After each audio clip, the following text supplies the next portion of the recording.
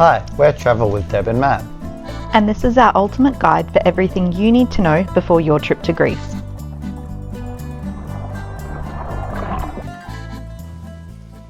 Number one, this is everywhere that we went. So our first week was spent in Athens, and I think we spent 3 nights there before moving on to the island of Agistri.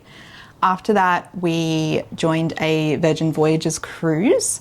So that went for 7 nights and went to Santorini. Mykonos, Bodrum and Rhodes. Third and fourth week, we rented a car and did our road trip, firstly in mainland Greece, up in the north, going to Meteora and Zagori. And then we went down the west coast to Areopoli and Limini and down to the, what are they called? Oh, and continued our journey through the Peloponnese, ending up at Monemvasia. So, number 2, some general things about Greece that you probably already know, but it's a good reminder. So, first of all, the language. Speak Greek, which was all Greek to me. Having said that, I dare say 95% of people that we came across actually spoke English and spoke English really well. Very easy country to travel around. And also people were super friendly. Everyone was very patient and would take the time to try to understand, which is really good.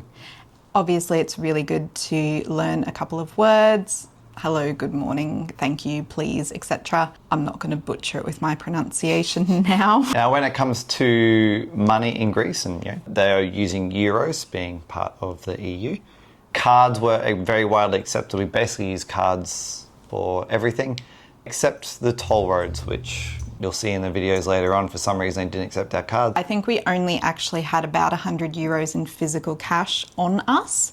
The only time we ever used it were a couple of marketplaces in Athens when we were literally buying €2 worth of fruit, and the toll roads. Now, the toll roads actually, maybe our other credit cards could have been accepted. We just didn't bother trying because we had cash to use up. So the next one is visas. You should definitely double check, but I believe UK, New Zealand, US, Canada, that it's not the case right now. The other thing to be aware of is the EU, or Greece, is introducing, I think it's called the ETIAS. There's like a nominal fee for it. I'm not sure how much, 10 or 15 euros, something like that. But it hasn't started yet, and they do keep delaying it. Right now they're saying maybe mid-2026, but if you're watching this video at a later date, just definitely double check if you will need to apply for that. When it comes to weather, Greece has obviously a Mediterranean climate. We were there in May, so we had lovely dry days. We were lucky, just as we were leaving, the heat started to crank up and they ended up with a heat wave because we were into late May, start of June, so that's summer. Just be aware of the peak time. So basically it starts from June 1st. Even photos of the Acropolis entrance, it looked like there were 5 times as many people. So June, July, August is peak times. It's going to be busy, it's going to be hot, it's going to be expensive. If you're looking at a more relaxed, a more cheaper kind of experience, definitely look at April, May, September, October.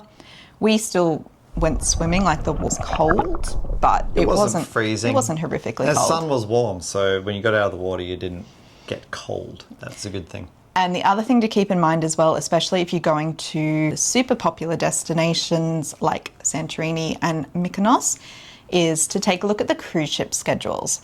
Because once summer starts, some of these places will have 4, 5, 6 ships in at once, and if you're looking at those ships having between 1,000 to 5,000 people, it greatly impacts your experience. They're going to spend 1 day in Santorini, but you do have some flexibility around that. Take a look at the cruise ship schedules. I will put up here a good website to do that. So number 3 is safety. So I would say generally, overall, Greece felt safe. Our personal safety, we felt very comfortable. Yeah, do need to be cautious of pickpockets, and I will say especially in the metros.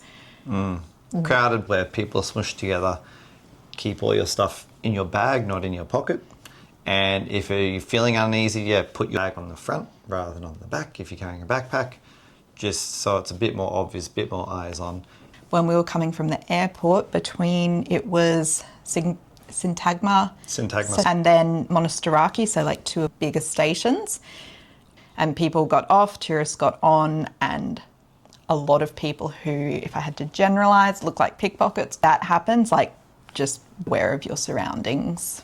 Place that I would say to be especially vigilant, honestly, everywhere else in Greece felt fine. In Athens, though, there are some particularly touristy areas that are around where Little Kook is, which is a cafe that's very kind of Disney. Looks very photogenic. It gets very busy. I mean, you've got a big crowd of people all smushed in together. I would say wherever you are, just don't put anything down on your tables. Make sure it's put away.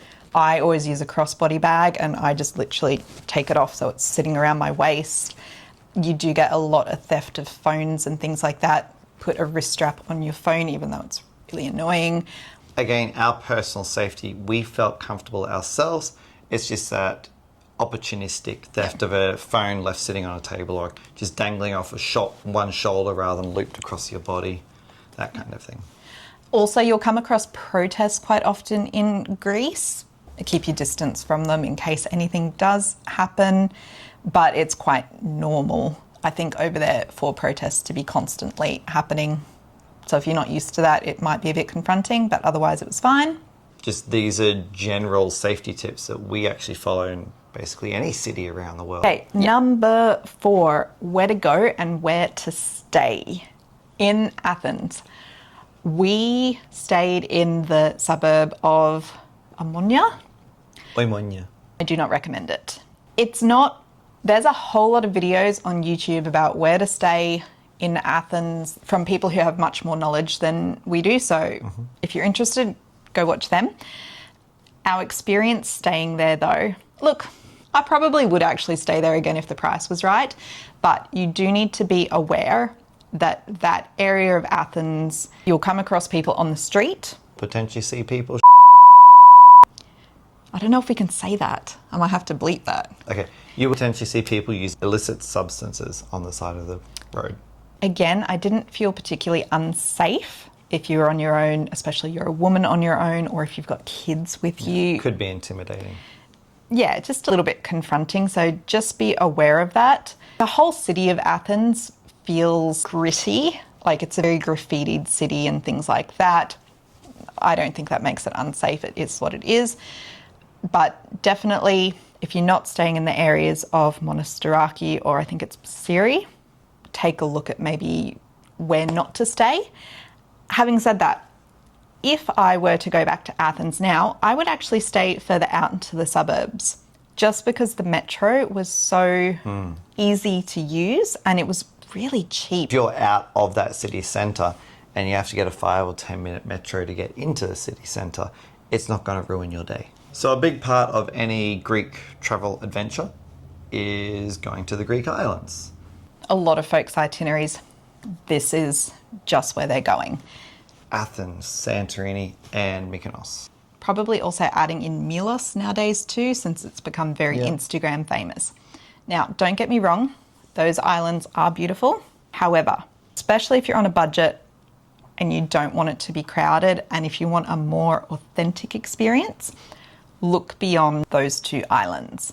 I think there's something like 200 inhabited islands in Greece.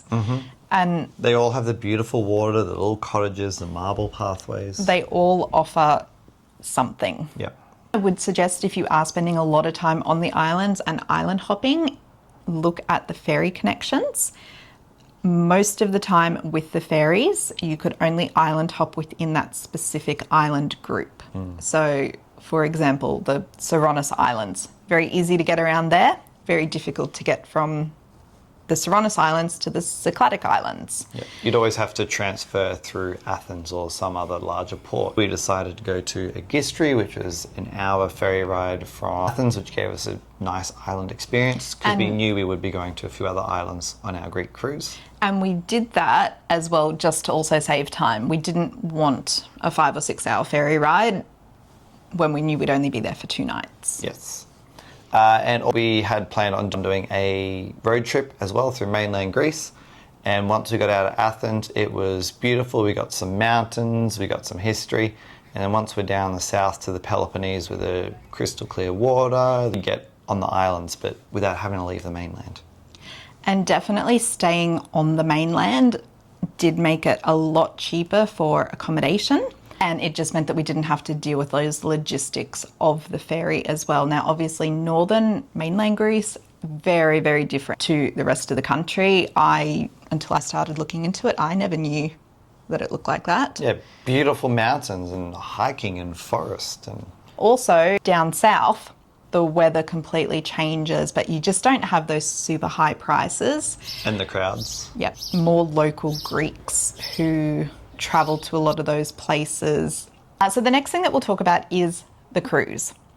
And in short, that was probably my least favourite part of the trip. Simply because we realised that we're not really cruise people. Yeah, we Knew that already, but we're definitely not cruise people. Not that there's anything wrong with it. Why I suggest maybe not going on a cruise is that you're in these ports for such a short amount of time that it's just really not enjoyable.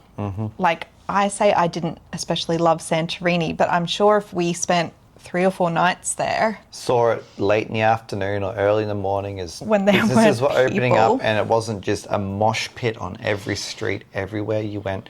It would have been a very different experience, guarantee you that. I do wish we'd taken that week from the cruise and just spent it on a different island. So, favourite places. If you had to pick one, where would it be for you?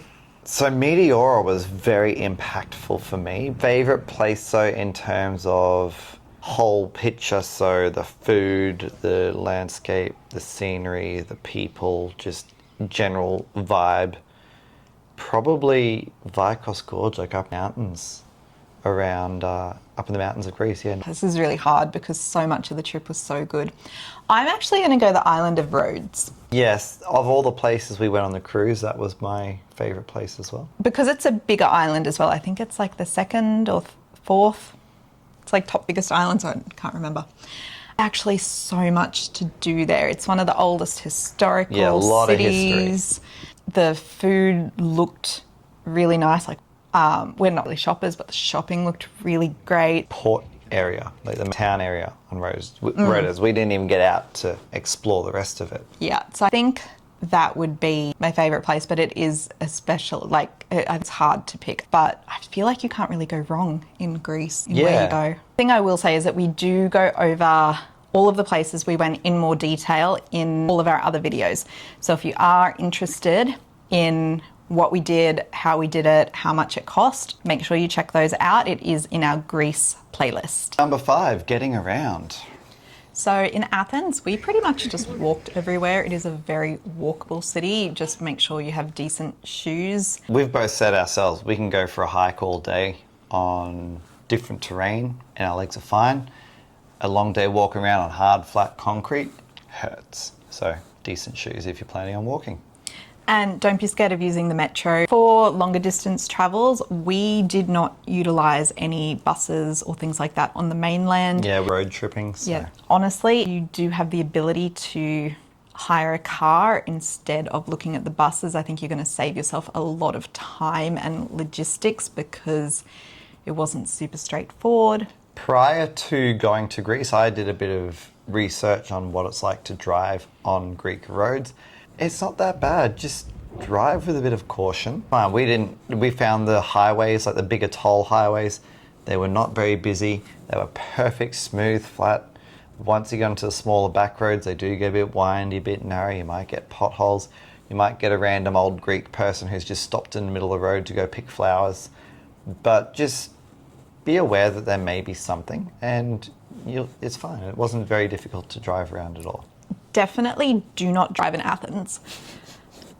What we did, we came straight off the cruise ship, went to the airport and picked up our rental car there. And a really good place to start your road trip to is Meteora. Yep, straight onto the highway, straight to Meteora. So that would be my advice around like where to start your road trip, because it's going to be the easiest stretch. The other thing with your car rental is just make sure you check it over pretty thoroughly. I think that goes for anywhere in the world nowadays, but There's a lot of really bad reviews of companies out there with they got accused of damage that they didn't do. So as soon as you get your car, take photos, take video. And when you're on the bigger highways in Greece, you will come across the tolls, especially going to Meteora from Athens. The other main one for us was crossing from mainland Greece into the Peloponnese. They cut off a whole lot of time, so it was totally worth it. Yeah. It's not, unless you want the experience of driving through all the back roads. And I used the website, I'll again put the correct one down the bottom, it was like Toll Calculator, and it was super accurate. So we were on, well, all through Greece anyway, we had data on our phones. So we just got eSIMs through Areopoli, and I'll put those details below. I don't think we ever didn't have service in Greece. Helpful walking around Athens, but on the road trip, just everywhere. So last thing I'll say about getting around is the ferry system. We really only used it once to go to the island of Agistri, but it's super efficient. There's quite a few companies. We ended up booking through Ferry Hopper. Ferry Hopper were really good because you could compare the times and prices, and it also tracked the ferries in real time. So as we were going over, our ferry was a little bit late, so you could actually see where it was at. So that was really handy. I have seen videos of people arriving and departing on the ferries, and it does look pretty hectic. Yeah. So the main thing I'll say is just be aware of what's going on and where your stuff is and where you need to be, and do it quickly. Maybe travel light rather than, if you're going to an island, rather than dragging a massive big suitcase with you, put it in storage and just take a backpack with you if you're only going to an island for a few days. Although, as far as things go in Greece, the ferries were quite organised and they were pretty much on time in our experience. And that brings us to our next point of number 6, packing. So we generally try to travel on the lighter side. Well, me personally, I prefer a rucksack with a smaller day bag. In Athens, in Greece, with cobblestones and potholes and sidewalk curbs everywhere, that a lot easier for me. I don't mind carrying it. I know, Deb, you took a suitcase to Athens, to Greece. Yes. So I took a carry-on size suitcase, even though I checked it, and it was awful. You've got cobblestones, you've got uneven sidewalks, you've got a lot of stairs. Spend more time carrying the suitcase over hazards than actually wheeling it. If you are planning on negotiating public transport or walking between places and doing the ferries, even if you don't take a backpack as such, even like a duffel bag on wheels, that's like a bit, I'd say that's probably easier. We saw a lot of people struggling. No, even more so than me, because they had the big suitcases and trying to carry them upstairs and things like that. Yeah. Try to travel light. It will make life a lot easier. In as far as clothing, I think we both took the equivalent of about 7 or 8 changes of clothes. Just because we're road tripping, I wouldn't know how often we'd get to do laundry. Yeah. Realistically, we find if you can travel if you've got enough stuff for a week, you've got enough stuff for a month, you've got enough stuff for a couple of months. It's a modern country. You could buy anything you need something, you buy it. That you wanted over there. So that wasn't a problem at all. So one thing that I will mention is if you're planning on going to northern Greece, even in the summertime, just pack something a little bit warmer. The mountains are much colder than along the coastline, much colder. The other thing that I'm also really glad that I took was a long dress with sleeves. When you do go to Meteora, women do have to wear skirts and men long pants if you don't want to wear the communal clothes. But that dress was really handy for obviously going to Meteora, but also into churches and things like that, just to be respectful. And just covering your shoulders on a sunny day. So number 7, what to do when you're in Greece? So when we particularly love a country, it's usually because there's a huge variety of things to do there, and Greece is no different. If you want to go hiking, to see historical monuments, spend time at the beach, go partying, you can literally do all of that. It just depends on where you choose to go. So northern Greece up in the mountains, definitely a more quiet, sleepy vibe. A lot of hikers up there. It would be a really amazing hiking holiday if you had the time to spend there.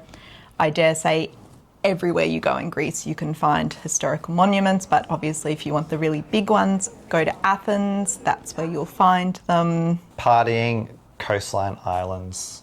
Yep. That is. There's definitely some islands known for their nightlife. We can't tell you what they are because we don't really party. It's not us, but there are some. And, you know, if you're on your honeymoon and things like that, there's some very, like, romantic. Having said that, what I will say as well is Greece is so varied that you can probably find most things everywhere. You'll definitely find historical monuments on all of the islands. Favourite site we saw? Oh, favourite site for me, Meteora. I had a bit of time researching before we left because I wanted to know about, you know, opportunity locations or best location and time of day, that kind of thing. Inspiration for it. And even though I knew exactly what it looked like or was going to look like before I got there, it did not suffer from false expectations. I'd agree with that. For me, I'm going to say 2. So the first one was a paid site, and for me that was the ancient Agora in Athens. Mm-hmm. I didn't know much about it, and it also has a really nice little museum, which I didn't realise was included in the ticket price. But even just walking around the gardens, seeing the collections of these unearthed artefacts. So there's just history everywhere. You talk about that a little bit more in our first Athens video, so go back and check that one out. Favourite experience was seeing loggerhead turtles at Limini. Mm-hmm. And obviously this is very dependent on when you go and probably just luck, but I had no idea that they Everyone existed. loves turtles. Literally sitting in a cafe, just having a coffee. The old Greek lady there, he was like and his mother-in-law or something. She started speaking to me in Greek and pointing, and then I realised like they're literally turtles out in the bay. One of the restaurant owners had just thrown their kitchen scraps out over the balcony into the water, so all the fish were coming to chase those kitchen scraps, and the turtles know that that happens daily, so they are there to chase the fish. So that was just a really nice morning. Okay, number 8 is how to avoid the crowds. Not everyone likes to be in a crowd. We are not those people. We don't like crowds. Number 1, get up early. Yeah, getting up early in most places around the world gives you an opportunity to see the town as it's quiet, as people are starting to wake up. You know, you get some of the cats and other animals running around town. You get beautiful soft lighting, quieter than in the evenings. And as if you are pre-buying tickets to things like the Acropolis, which you probably should in the summertime, look at either the first or like last of the day, just because obviously there's going to be less people there, probably. Also heat. There's no shade. You will be in the sun the whole time. Actually, in the summertime at the Acropolis, they have been shutting it down during the day. Now, obviously, there's no way to predict when that happens, and I think if you do have tickets, they're kind of lenient as to when you can use them again later, but it's something to be aware of. Thing is, if you know you're at a cruise port or you're on an island, just check cruise ship schedules because you have a couple of ships come in. You might have a few thousand people just pour in. Significant impact on your experience of the place. Yeah. Now, the other thing I'd say is if you can, try to spend a little bit longer at each place. So, for example, you can do day trips from Athens, Agistri, Hydra, and I think another island. Now, obviously, if you're doing that, you're only going to be spending a very short amount of time on each island, and it's going to be more crowded with all the boats in. So if you can do an overnight or just do it independently so that you can get away from the tour groups.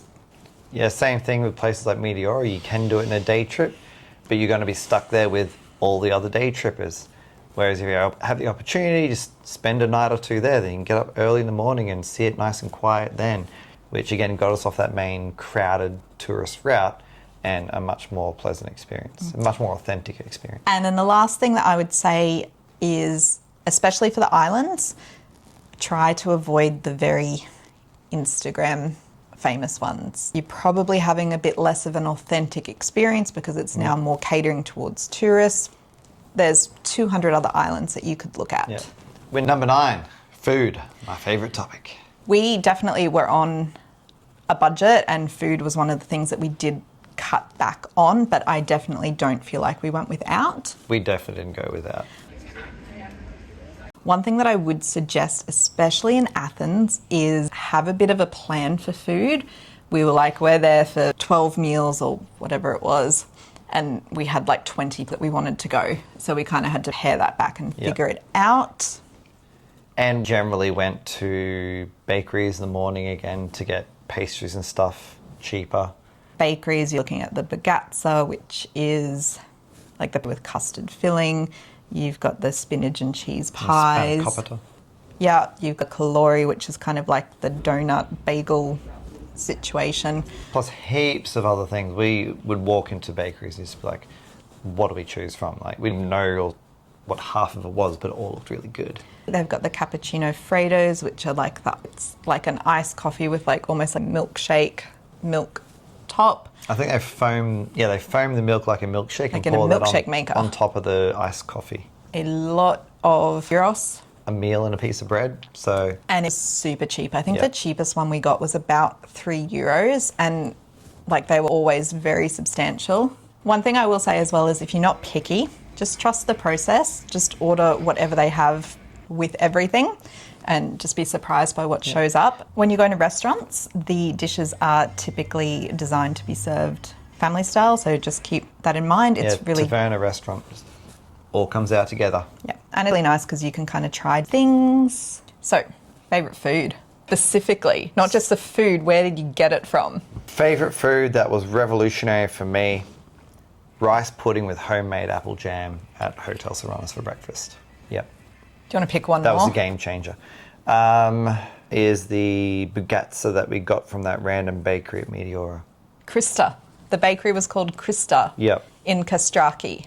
We'd had a lot of bagazza at this stage, but this one, I don't know, it was phenomenal. There's just something about it that blew all the others out of the water. And for me, I'm going to say the yogurt from a place called Stani in Athens. Oh, I forgot about that. Yeah. Sorry to interrupt, keep going. I'm actually not a big yogurt fan. Yeah. I do eat it, but I don't eat it often. This place, though, I'm not even joking when I say I still think about it possibly every day. It was so good. Slab of yogurt with some walnuts and honey. And when I say a slab, it literally sat on your plate. Had this amazing kind of tart, but really complex, fruity flavour. It's well worth Never eaten yogurt like that in my life. making the effort going And I don't there. think I ever... And then, of course, I'm going to pick a gyros. I'm going to pick two. Want them both now? I wish. I'll put it down here. But it's right by the entrance to the Acropolis Museum? the Acropolis Museum. And it was just really, really, It was just a perfect gyro. really good. It's almost like they didn't just reheat the bread, they made their bread. They wrapped I'm sure fresh. they made it And the meat was themselves. nice and charred. It was, all the ingredients were just fresh and just all combined to be a really delicious gyro. So Matt clearly liked that place too. Yeah. The place actually, again, it was a Euros place and it was at Areopoli. And I don't even know if we have footage of it, but we ate there every night and it was just really good. And they had like a sauce on it. They like put a bit of mustard in with some mayonnaise or something and as their sauce. It was real. We'll bring up a flash screen and we'll pin it on Google Maps for you. Actually, if you go to that video, there's a Google Maps link in the description, and I know that I've already pinned it, so you can find it there. Yeah. Only video footage I have, and it's of that like derpy cat. It was really good. Yeah, really good. And lastly, a budget roundup, so everything that we spent. So we were in Greece for 28 nights, but realistically, we're looking at 21 because the other nights we were on the cruise. Basically, everything was paid for. We actually got the cruise for free, which you can hear about if you go back and watch that video. So we're effectively looking at 21 days, not including our flights or the cruise. This is what we spent. Are you ready? Yeah. I don't think Matt knows how much we spent. So our accommodation averaged out at 100 Australian dollars a night, so about 60 euros. Our most expensive was the Serranos Hotel on Agistri. We knew that going in. It's an island and breakfast was included. We knew it was a bit more high-end, a bit more luxury, so we just realised it's going to cost more and we're happy paying that.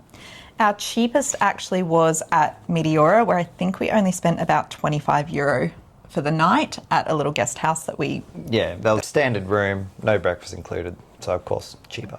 Athens was definitely above that average as well, but we could have made that cheaper had we stayed a little bit further out and used the metro. Okay, on our road, we drove approximately 1,600 kilometres or this many miles.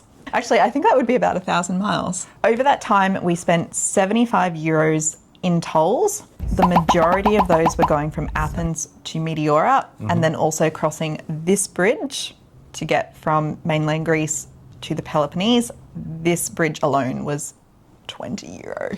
Yes. We also spent 172 euro on fuel for that road trip. So over 2 weeks, pretty good. We're in a small little car. Food. I was surprised by this. I thought we spent more. We averaged 30 euros per day on food for the both of us. 30 euros is cheap as. I honestly thought that it would be more. Yeah. But as we spoke about before, breakfast was probably included about 50% of the time. And sometimes with that, we didn't eat lunch because it was so substantial. And with euros for lunch, which is a bit cheaper. Sometimes for dinner too. Yeah. A bakery breakfast fuss was about 10 euros total with like a pastry each, coffee. Also, we don't really drink a lot. So, you know, if you're someone who goes out and spends $30 or $40 on a bottle of wine every night at dinner, then obviously your food budget's going to be way higher than ours. We definitely had days where we spent far more than that, but over our trip, it did average out. So, are you ready? Okay, all up. So, accommodation, food, transport, car rental, fuel, tolls, entrance fees. We spent 4,137 Australian dollars. Comes out to about 2,300 euros over 21 days. So that's averaging 110 euros per day. That's for everything. Yep.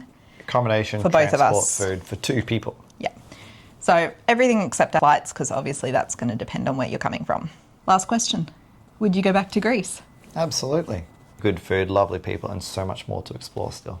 Yeah, I think we're very lucky and privileged to travel to a lot of places, but I do have to say our Greece trip is probably one of my most favourite. So I would definitely go back. And it's hard because I think I'd want to go back to the same places we've already been because I enjoyed it so much, but there's so much more to explore. Yeah. So if you've made it the whole way through this video, we hope you found it useful. If you have, we'd really appreciate if you could hit the subscribe button. We are a new channel, so it really helps us out to continue to make these videos. Your support means a lot. Thanks for watching. So